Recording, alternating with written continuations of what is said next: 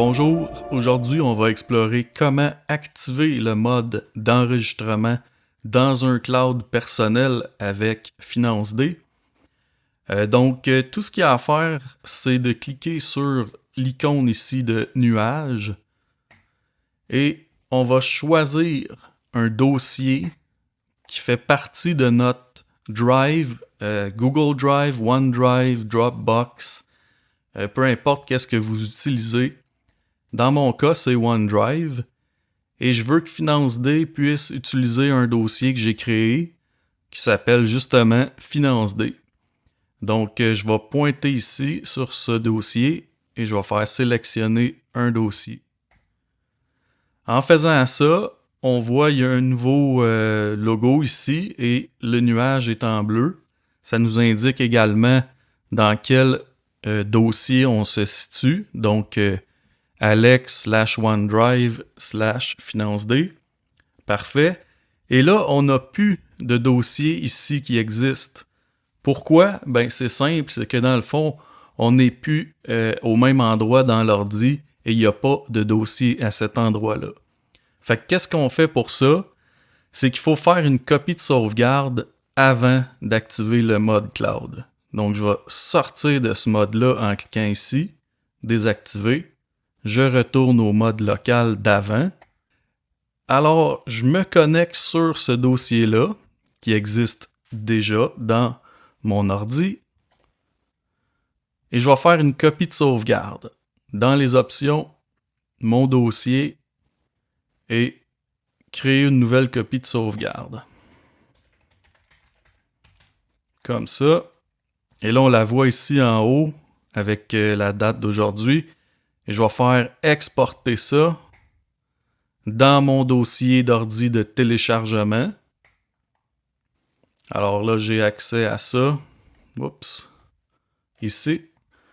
Il est ici comme ça. Parfait. Je vais fermer FinanceD ou tout simplement faire ici changer de dossier. C'est plus rapide. Alors là, on est encore en mode local comme on voit. J'ai toujours mon dossier qu'on vient d'aller chercher pour faire une copie. Donc, ce que je vais faire, c'est que maintenant que j'ai ma copie de sauvegarde, je vais activer le mode d'enregistrement cloud. Comme tantôt, j'étais dans OneDrive, FinanceD, sélectionner, parfait. Donc là, on revient au point de départ. On avait un problème, le dossier n'existe plus. Donc, c'est à cette étape-là que je vais cliquer sur « Importer un dossier existant ». Et là, je vais prendre la copie qu'on vient de faire ensemble qui contient le dossier qui s'appelait dossier dev. Alors là, on voit confirmation. Est-ce que tu veux vraiment importer le dossier? Ça vient de tel ordi, c'était cette version-là du logiciel.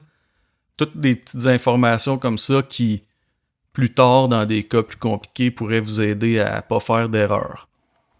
Donc, on confirme ici, oui, importer le dossier. Réussi, super. Et là, remarquez, je suis toujours dans mon cloud de OneDrive. On peut confirmer ça avec le visuel. Et je vois effectivement mon dossier. C'est parfait, c'est exactement ce qu'on veut voir. Là, on est connecté sur mon OneDrive avec le dossier de FinanceD qui avant était seulement dans mon ordi local. Et là, on peut se connecter comme d'habitude avec le mot de passe. Et voilà, dans le fond, tout est là.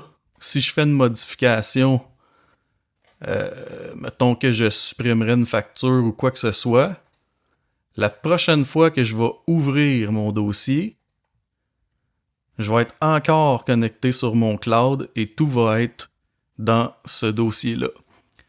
Donc, qu'est-ce que ça implique? Ben, c'est que si vous voulez, par exemple, travailler sur votre ordi de bureau, comme en ce moment, moi, c'est le cas, je suis sur mon ordi de bureau, mais que je veux aussi travailler sur mon dossier à mon bureau, ailleurs, sur un autre ordi, ou sur mon laptop personnel.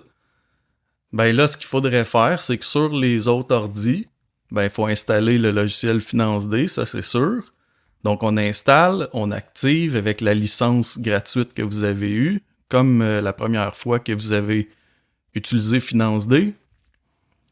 Et là, on va faire les mêmes étapes. On va activer le cloud. Fait que là, on va faire semblant qu'on est sur mon laptop. On va activer le cloud. Je vais choisir, OK, maintenant, je vais dans mon OneDrive. C'était le dossier FinanceD qu'on vient de créer. Je vais faire sélectionner. Alors là, normalement, on ne verrait pas le dossier parce qu'il n'existe pas encore sur mon laptop.